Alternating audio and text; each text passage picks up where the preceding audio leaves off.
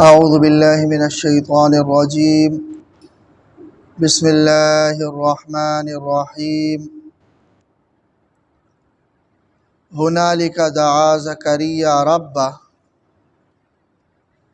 اس موقع پر زکریا نے اپنے رب سے دعا کی، قالا اور فرمایا، ربی اے میرے پروردگار، ہب لی من لدنک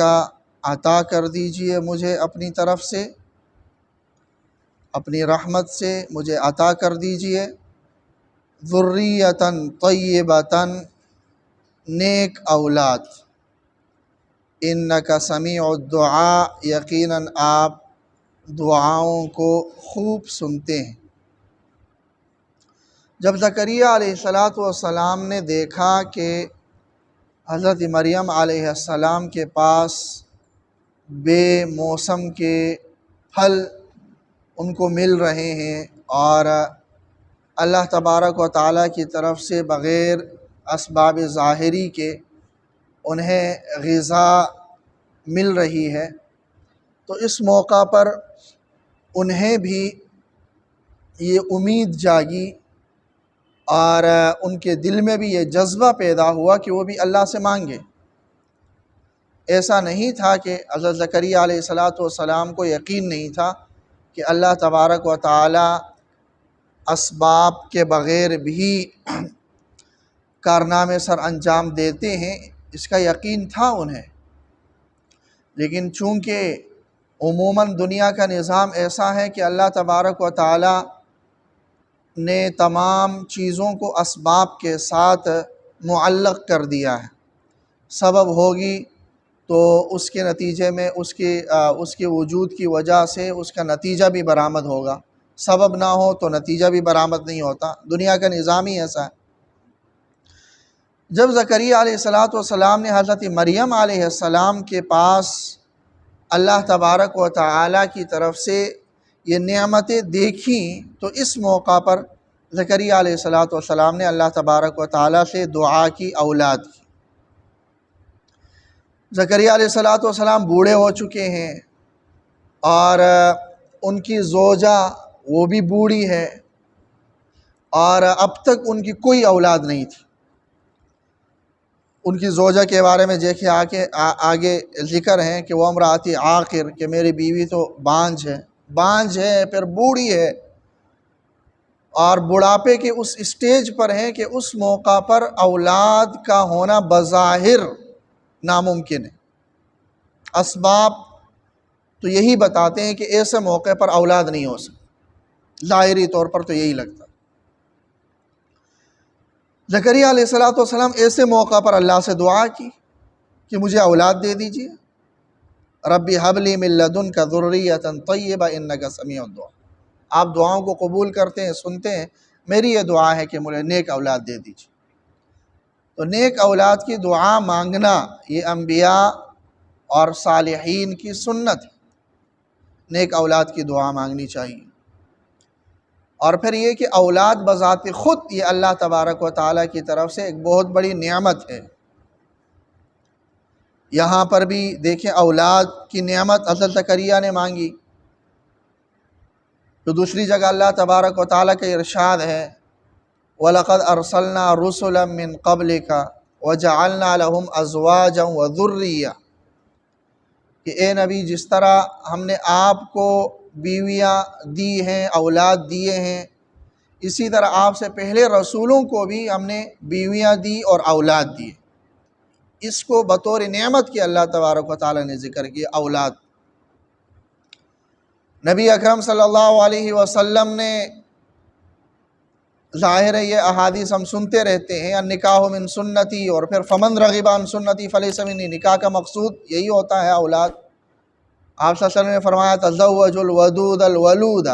فانی مکافر بکم الامم، ایسی عورتوں سے نکاح کر لو جو زیادہ محبت کرنے والی ہو اور زیادہ اولاد جننے والی ہو، تاکہ قیامت کے دن میں اپنی امت کی کثرت پر فخر کروں۔ اور پھر آپ صلی اللہ علیہ وسلم سے حضرت ام سلیم رضی اللہ تعالی عنہ نے درخواست کی کہ میرا یہ بیٹا انس جو آپ کا خادم ہیں، ان کے لیے آپ دعا کیجئے۔ تو نبی اکرم صلی اللہ علیہ وسلم نے حضرت انس کے لیے دعا کی کہ اللہم، جو اس کا مفہوم ہے اس دعا کا الفاظ میرے ذہن میں نہیں ہے، کہ اے اللہ ان کو مال سے نوازے اور ان کو اولاد سے نوازے اور اس میں ان کو برکت سے نواز دیں۔ تو مال اور اولاد کی دعا کی حضرت انس رضی اللہ تعالیٰ عنہ کے لیے۔ اور پھر روایات میں آتا ہے کہ حضرت انس رضی اللہ تعالیٰ عنہ کو مال بھی اللہ نے بہت دیا اور اولاد بھی بہت دی، 100 بچے ہوئے ان کے، حضرت انس رضی اللہ تعالیٰ عنہ۔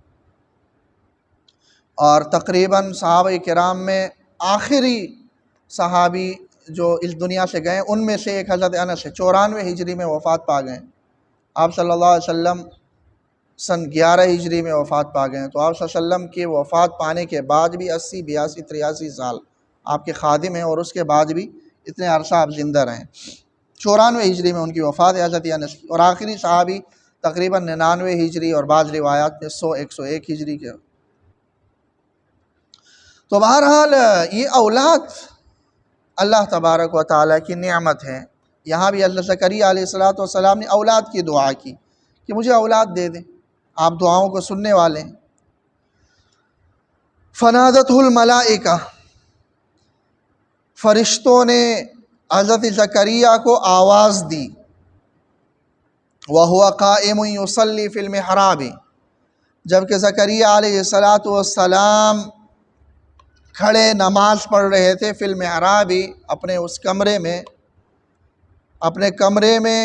کھڑے نماز پڑھ رہے تھے۔ اسی دوران فرشتوں نے انہیں بتایا، آواز دی، کیا بتایا؟ ان اللہ یبشرک بیحییٰ، کہ اللہ تبارک و تعالیٰ آپ کو خوشخبری دیتے ہیں یحییٰ کی، بیٹے کی خوشخبری دیتے ہیں، اور اس کا نام بھی اللہ نے ہی تجویز کیا کہ یحییٰ ان کا نام ہوگا۔ تو یحییٰ کی آپ کو خوشخبری دی جا رہی ہے کہ آپ کا بیٹا ہوگا، یعنی بظاہر ناممکن تھا، بڑھاپے کی حالت میں تھے میاں بیوی دونوں، ایسی حالت میں اللہ تبارک و تعالیٰ نے بیٹے کی خوشخبری دے دی۔ اور پھر اس یحییٰ علیہ السلام کی اوصاف اللہ نے بیان کر لیے، مصدقا بکلمۃ اللہ، کہ یہ یحییٰ تصدیق کرنے والے ہوں گے اللہ کے کلمے کی۔ اللہ کے کلمے سے مراد حضرت عیسیٰ علیہ السلام، کلمۃ اللہ و روح اللہ کہا جاتا ہے، اس لیے کہ وہ بن باپ کے محض اللہ تبارک و تعالیٰ کے کلمہ کن سے پیدا ہوئے ہیں، تو اسی لیے ان کو کلمہ کہا جاتا ہے، اور روح اللہ کہا جاتا ہے، کلمۃ اللہ۔ تو یہ تصدیق کریں گے یحییٰ علیہ السلام کلمۃ اللہ کی۔ یحییٰ علیہ السلام ظاہر ہیں عیسیٰ علیہ السلام سے کچھ عرصہ پہلے ہی یہ پیدا ہوئے ہیں، جیسے بعض روایات میں آتا ہے کہ 6 مہینے کا فرق، 6 مہینے بڑے تھے حضرت یحییٰ حضرت عیسیٰ علیہ السلام سے۔ تو بہرحال یہاں اس واقعے کے ذکر کرنے کا مقصود بھی یہی ہے، ایک تو ظاہر ہے یہی بتانا ہے کہ حضرت مریم علیہ السلام کا ذکر چل رہا تھا، اور ان کو خرق عادت، خلاف عادت جو اللہ تبارک و تعالیٰ کی طرف سے خوراک اور غذا مہیا ہو رہی تھی، اس بنیاد پر اللہ نے یہ تعلیم اور ترغیب بھی دے دی کہ رزق دینے والا، روزی دینے والا ذات اللہ تبارک و تعالیٰ کی۔ اللہ تبارک و تعالیٰ اسباب بذات خود مؤثر نہیں ہیں، یہ عقیدہ رکھنا کہ اسباب ہی کی وجہ سے مجھے یہ چیزیں حاصل ہو جائیں گی، یہ بھی غلط ہے، اور یہ رکھنا کہ اسباب بھی میں اختیار نہ کروں اور ویسے ہی مجھے آسمان سے روزی آتی رہے گی، یہ بھی غلط ہے۔ آپ کے ذمہ ہے اسباب اختیار کرنا، لیکن مؤثر حقیقی وہ اللہ تبارک و تعالیٰ کو ماننا ہے کہ اسباب، بعض اوقات ایسا ہوتا ہے کہ انسان نے اسباب پورے اختیار کیے ہوئے ہوتے ہیں، سارے اسباب اس نے اختیار کیے ہوئے ہوتے ہیں، لیکن ان اسباب کے اندر اللہ نے اثر نہیں ڈالا ہوا ہوتا۔ ابراہیم علیہ السلام نے چھری پھیر دی، چھری ایک آلہ ہے اور یہ اس کا اثر یہ ہے کہ یہ کاٹ لیتا ہے، لیکن اللہ نے اس سبب سے اس اثر کو ہٹا دیا، ختم کر دیا۔ تو اسباب اختیار کرنے چاہیے، لیکن نظر اسباب پہ نہیں ہونی چاہیے کہ ہاں یہ کام میں کر رہا ہوں تو یہ لازمی ہوگا اللہ تبارک و تعالیٰ پر۔ یہ ایک مومن کی شان۔ ہم روز دیکھتے ہیں کہ کتنے لوگ جینے کے لیے کیا کچھ اسباب اختیار نہیں کرتے ہیں۔ ان کا کھانا بالکل جو ہے نا ایک نپا تلا ان کی خوراک، نپی تلی خوراک ہوتی ہے کہ ہاں یہ چیز ہم نے کھانی ہے۔ کتنی لیبارٹریز سے گزر کے وہ خوراک آتی ہے، صاف ستھرا پانی، اور کتنے ڈاکٹرز باقاعدہ ان کے چیک اپ کے لیے ہوتے ہیں تاکہ وہ زیادہ جیے، لیکن یہ کہ اگلے دن جو ہے نا وہ انتقال ان کا ہوتا ہے۔ مائیکل جیکسن کی آپ مثال لے لیں، جو مشہور گلوکار 50 سال کی عمر میں مرا، اس کا کتنی اس نے سرجریاں کروا لی، اور کیسے کیسے اس کی اگر آپ پڑھ لیں تو کس طرح کی ایک ایک لقمہ اس کا باقاعدہ لیبارٹری سے ٹیسٹ ہو کر آ رہا، بالکل اسباب اسے سارے اختیار کر لیے لیکن اگلے دن مر گئے۔ تو بہرحال یہ ہے کہ اللہ تبارک و تعالیٰ نے پھر انہیں ملائکہ نے اللہ تبارک و تعالیٰ کی طرف سے انہیں یہ خبر دے دی۔ میں یہ عرض کر رہا تھا کہ مقصود یہاں پر یہی ہے کہ عیسائیوں کو بتانا ہے کہ بھئی عیسیٰ علیہ السلام بن باپ کے پیدا ہو گئے تو تم نے خدا بنا لیا ان کو۔ آدم علیہ السلام تو چلیں تھوڑی دور کی مثال ہے، یہی یحییٰ کی مثال لے لیں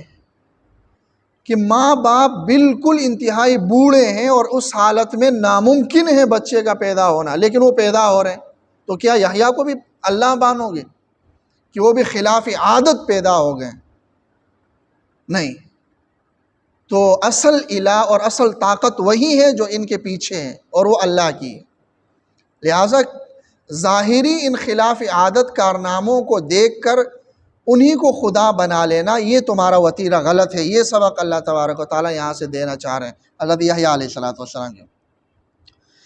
ان اللہ یبشرک بیحییٰ، کہ اللہ تبارک و تعالیٰ آپ کو خوشخبری دیتے ہیں یحییٰ کی، مصدقا بکلمۃ اللہ، ایک صفت ان کی یہ ہوگی کہ وہ اللہ کے کلمے کی تصدیق کر رہے ہوں گے، یعنی عیسیٰ علیہ السلام کی تصدیق کرنے والے ہوں گے، وسیداً، وہ مقتدا ہوں گے، یعنی دین، مقتدائے دین ہوں گے، لوگوں کے لیے مقتدا ہوں گے، وحصوراً، اور لذت والی چیزوں سے اپنے آپ کو بہت زیادہ روکنے والے ہوں گے۔ حصور مبالغہ کا صیغہ ہے عربی گرامر میں، یہ بہت زیادہ کا ترجمہ یہی سے ہوتا ہے، مبالغہ۔ حصوراً، لذتوں سے بہت زیادہ روکنے والے ہوں گے، یعنی نکاح بھی نہیں کریں گے، جو کہ ایک مباح ہے۔ حضرت یحییٰ علیہ السلام نے نکاح نہیں کیا، اگرچہ نکاح ایک سنت ہے اور تمام انبیاء نے کیا ہے اور آپ صلی اللہ علیہ وسلم نے ترغیب دی ہے، لیکن اگر کوئی انسان ایسا ہو کہ وہ آخرت کے اعمال میں اتنا مگن ہو، اتنا مصروف ہو کہ اس کو دنیا کی کوئی فکر ہی نہ ہو اور نکاح کی طرف وہ حاجت ہی محسوس نہ کر رہا ہو، بلکہ نکاح میں مشغول ہونے کی وجہ سے اس کی عبادت کے اندر فرق آ رہا ہو، اور اس کے لیے نکاح کرنا جنسی اعتبار سے اسے کوئی نکاح کی رغبت بھی نہ ہو، تو وہ شخص اگر نکاح نہیں کرتا ہے تو بلا کراہت اس کے لیے جائز ہے۔ لیکن اگر نکاح کی طرف رغبت ہو یا گناہ میں پڑنے کا اندیشہ ہو تو پھر تو واجب ہے نکاح کرنا۔ اگر گناہ میں پڑنے کا اندیشہ ہو اور آپ کے پاس وسعت اور طاقت بھی ہے نکاح کرنے کی، حقوق ادا کرنے کی طاقت بھی ہے، تو پھر تو آپ پر واجب ہے نکاح کرنا۔ اور اس کے علاوہ ویسے بھی اگر آپ حقوق ادا کر سکتے ہیں اور آپ گناہ میں پڑنے کا اندیشہ نہیں بھی ہے تو اس وقت نکاح کرنا سنت ہے۔ لیکن اگر آپ دنیا سے اتنے زیادہ کٹے ہوئے ہیں اور آخرت میں اعمال میں اتنے زیادہ آپ مگن ہیں کہ آپ کو دنیا کی کوئی فکر ہی نہیں ہے، جیسے بہت سارے بزرگ ایسے ہیں، تو اگر وہ نکاح نہ کر لیں تو ٹھیک ہے، ان کے لیے کوئی ممانعت نہیں ہے اور کوئی وہ نہیں ہے، گناہ کا کام نہیں ہے۔ ایک کتاب بھی ہے عربی میں اس حوالے سے، العلماء العزاب الذین آثروا العلم علی الزواج، وہ علماء جو تاریخ میں گزرے ہیں جنہوں نے شادیاں نہیں کی اور صرف اس وجہ سے شادی نہیں کی کہ وہ علم میں مصروف تھے۔ تو وحصوراً، اور لذات سے بہت زیادہ رکنے والے ہوں گے، ونبیًا، اور نبی ہوں گے، یہ چوتھی صفت ہے۔ اور پانچویں صفت من الصالحین، اور وہ نیک لوگوں میں سے، راست بازوں میں سے ہوں گے۔ اللہ تعالیٰ عمل کی توفیق۔